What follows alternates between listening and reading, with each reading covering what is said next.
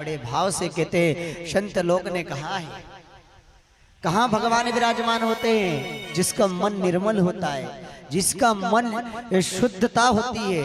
निर्मल मन जन सो मोहि पावा, मोहि कपट छल छिद्र न भावा।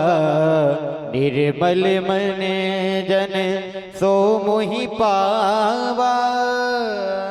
कहाँ भगवान विराजमान होगा? जहाँ मन निर्मल होगा। और जिस मन निर्मल नहीं होगा साहब, वहाँ परमात्मा भी नहीं आता है, वहाँ भगवान भी विराजमान नहीं होता है।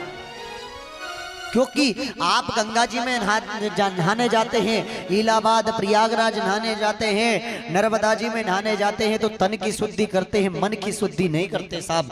मन की शुद्धि कहाँ होगी? परमात्मा के भजनों से, परमात्मा के कीर्तन से, परमात्मा को जीवन में उतारने से मन की शुद्धि होती है साहब। लेकिन हम परमात्मा की शुद्धि नहीं कर पाते, क्योंकि कहा ना पंडित जी अगर बार बार आते मांगने के लिए। अब बताइए, अमास पूनम के दिन अगर हमारे घर कोई मांगने के लिए आता है, या हमारी यहाँ कथा चल रही हो या भागवत चल रही हो, तो उसमें हमें दान देना अवश्य कहा गया है। तो लेकिन एक दिन पंडित जी मांगने के लिए गए, अमावस्या पूनम का दिन था, तो पटलन वो उसकी बाई पोछा लगा रही थी। अब वो पोछा लगा रही थी तो उसके मन में विचार आ गया, बोले रोज का रोज मांगने के लिए आ जाता है। उसने ऐसा पोछा लगाते लगाते वो पोछा उठा करके पंडित जी को मार दिया। पंडित जी ने वो पोछा साहब अपनी झोली में झेल लिया, और वो पोछे को झेल कर पंडित जी ने कहा, वारे भगवान में धन्य हो गया, वारे मेरे भोलेनाथ, आज तो भिक्षा में मुझे पोछा ही मिला हुआ है। और पंडित जी वो पोछे को उठा करके ले गए। और जब पंडित जी अपनी झोली में वो पोछे को लेकर के गए, तो महाराज ने गंगा नदी में जाकर के उस पोछे को धोया, और उस पोछे को रगड़ रगड़ कर जब धोया गया, तो उस पोछे में से आवाज आई, वारे महात्मा, वारे महाराज, मैं धन्य हो गया। कहा मैं गोबर में लिपड़ा चुपड़ा पड़ा था, आज तो स्वयं में गंगा नदी में स्नान कर लिया मैंने, आज स्वयं मेरे ऊपर गंगा मैया आ गई।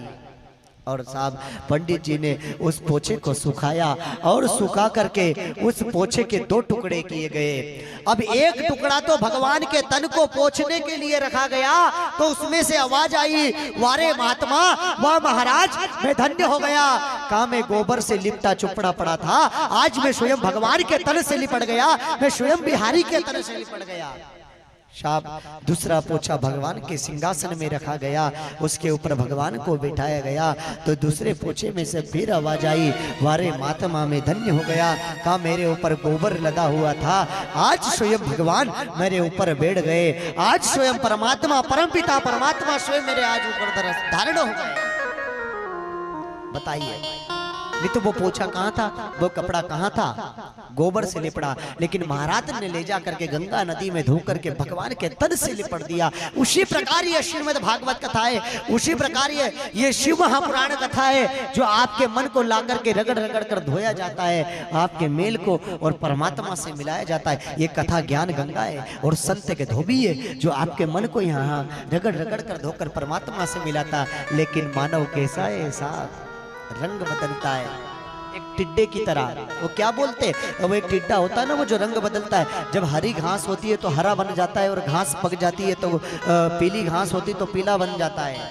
उसकी तरह मानव रंग बदलता है साहब, मानव जीवन में भी रंग बदलते हैं। ध्यान रखना, एक बार एक कुत्ता था, तो 4-5 लोग बैठे, उनके मन में विचार आया, बोले बेचारे कुत्ते की पूंछ टेढ़ी हो गई, बोले इसकी पूंछ में दर्द तो होता होगा, बोले इसकी पूंछ को सीधी तो करें। साहब उन्होंने उस कुत्ते को बांध दिया। तो इतने में एक व्यक्ति ने कहा, भैया ये काम करो, इस कुत्ते की पूंछ में बहुत दर्द होता होगा, टेढ़ी की टेढ़ी रहती है, एक काम करो, फोंगली लाकर, पाइप लाकर के इसके पूंछ को बांध दिया जाए। साहब उस कुत्ते की पूंछ में फोंगली पिरा दी, उसको बांध दिया गया। उस कुत्ते को 6 महीने तक बांधा, बेचारे को वही पानी दिया जाए, वही खाने को दिया जाए। साल भर हो गया एक जगह पर बंधे बंधे कुत्ते को। तो इतने में चौथे आदमी ने कहा, बेचारे कुत्ते की पूंछ अब सीधी हो गई होगी, साल भर से फोंगली में रखी है हमने, अब तो शुद्धि हो गई होगी। निकाल कर तो देखो साहब, वो चौथे आदमी की बात मानी, उसकी पूंछ को निकाली पोंगली में से, तो साहब वाकई में उसकी पूंछ सीधी हो गई। इतने में पड़ोस का कुत्ता आया और जैसे ही भूखा तो उस कुत्ते ने अपनी पूंछ पुनः टेढ़ी कर ली। इसलिए कहते हैं एक तो आदमी की मूंछ और एक कुत्ते की पूंछ पे कभी भरोसा मत करना साहब, ना जाने कब टेढ़ी हो जाया करती है, इस बात का ध्यान रखना, ना जाने कब टेढ़ी हो जाए।